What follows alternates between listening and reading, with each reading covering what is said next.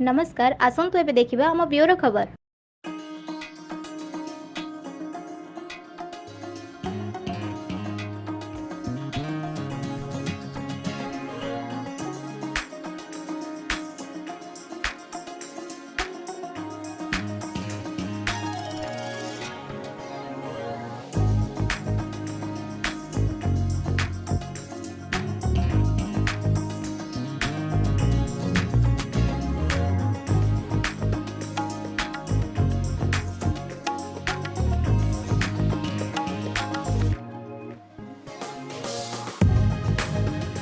मुझे लता जी की देन मिली थी कि इसकी शुरुआत की जाए।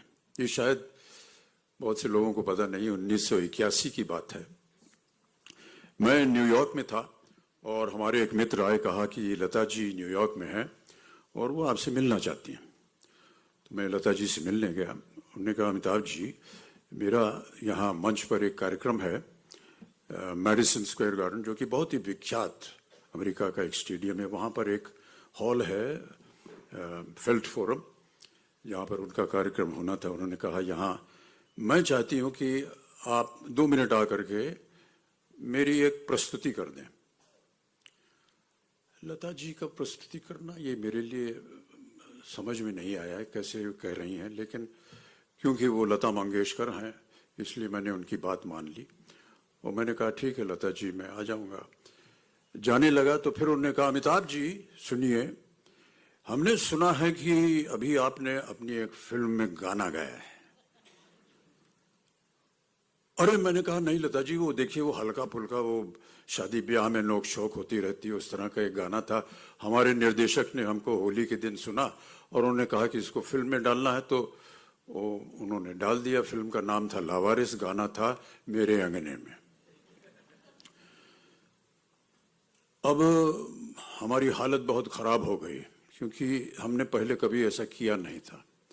लता जी ने आग्रह किया तो हम गए और बड़ी कठिनाई से हमने किसी तरह वो गाना वहाँ गा दिया। जनता में कुछ लोग जो थे वो ताली वाली बजा दिए, कुछ लोग खड़े होकर के नाचने लगे। जो हमारे मित्र थे उन्होंने ये देखा, उन्होंने कहा, भाई साहब, अब हर साल आपका कार्यक्रम होगा अलग अलग देशों विदेशों में। और इस तरह ये कार्यक्रम शुरू हुआ। ये 80 के दशक की बात है, तो इसका श्रेय जो है ये लता जी को जाता है। तत्पश्चात लता जी के साथ मंच पर उपस्थित होने का सौभाग्य मुझे कई बार मिला और कई बार उनके साथ एक परफॉर्मेंस भी था, वो भी किया।